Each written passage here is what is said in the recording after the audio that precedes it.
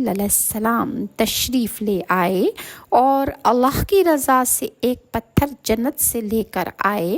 حضرت جبرائیل نے وہ پتھر جہاں بیت المقدس ہے وہاں رکھ دیا اور کہا، اے ابراہیم۔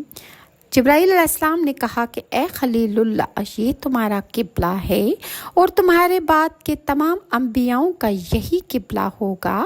اور حدیث میں آیا ہے کہ 40,000 پیغمبر حضرت ابراہیم خلیل اللہ کی نسل سے ہیں۔ ان سب انبیاء میں سے پہلے حضرت اسماعیل اور سب سے آخر میں پیغمبر آخر الزمان حضرت محمد صلی اللہ علیہ وآلہ وسلم ہیں۔ بس اس پتھر کی طرف قبلہ رو ہو کر اللہ کی عبادت کرتے تھے اور اس پتھر کا نام صخرۃ اللہ ہے۔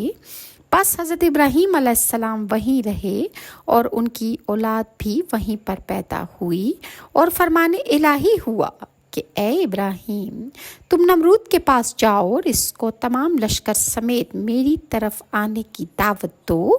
تب حضرت ابراہیم علیہ السلام نے اللہ کے حکم سے زمین بابل میں جا کر نمرود لعین سے کہا، اے نمرود، کہہ دو لا الہ الا اللہ، ابراہیم رسول اللہ۔ نمرود نے کہا، اے ابراہیم، تیرا خدا سے مجھے کوئی حاجت نہیں، اور تو یہ بھی دیکھنا کہ آسمان کی مملکت بھی میں تیرے اللہ سے چھین لوں گا۔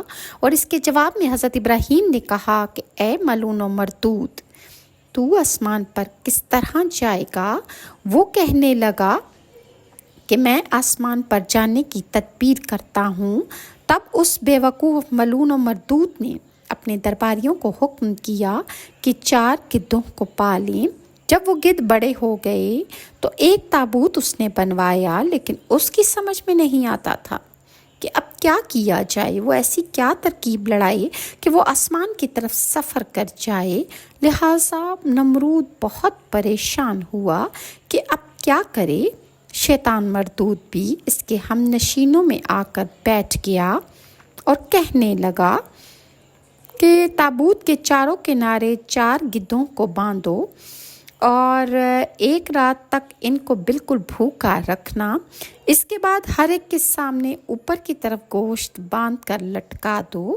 جب یہ چاروں گدھ گوشت کھانے کا ارادہ کریں گے تب تجھ کو آسمان کی طرف لے اڑیں گے، اور تھوڑے ہی عرصے میں تابوت سمیت تجھے آسمان پر گدھ پہنچا دیں گے۔ جب تو آسمان پر پہنچ جائے گا تو نعوذ باللہ ابراہیم کے خدا سے سلطنت فوراً چھین لینا اور وہاں پر اپنا